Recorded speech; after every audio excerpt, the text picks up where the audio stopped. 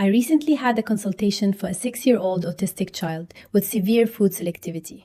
He only eats completely smooth, pureed foods. If the family tries to offer him a different texture, even something very soft like overcooked rice or baby cereal with tiny lumps, he vomits. He has significant reflux and clearly he does not chew. In 6 years, he has never received any specific support, either from a medical point of view or from a rehabilitation point of view.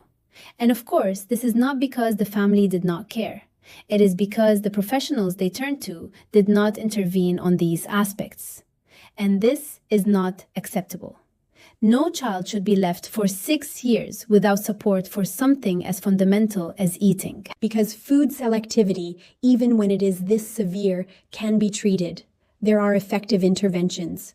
Very often, the problem can improve dramatically, and in many cases, it can be completely resolved if the child receives the right kind of support.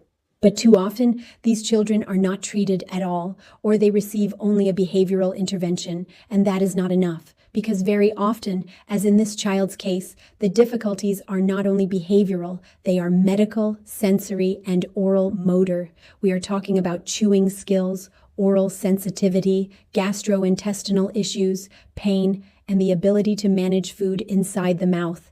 This child has had reflux since he was very little. Reflux can create inflammation and pain in the esophagus and in the oral cavity. Now imagine eating every day while feeling pain. Imagine having an altered perception of your own mouth because of constant inflammation. If my mouth is inflamed, I may feel my own mouth differently, and I may perceive food in an altered way. And if I cannot perceive it properly, I also cannot manage it properly from a motor point of view. This is why the intervention cannot be superficial. It has to be specific, progressive, and multidisciplinary. First, the medical issues need to be assessed and treated, including reflux and chronic inflammation. Then, from a speech therapy point of view, we can work on oral facial sensitivity, on how the child perceives food inside the mouth, and on the oral motor skills needed for eating. And at the same time, the family has to be trained so that parents know what to do every day at home, because consistency is absolutely essential.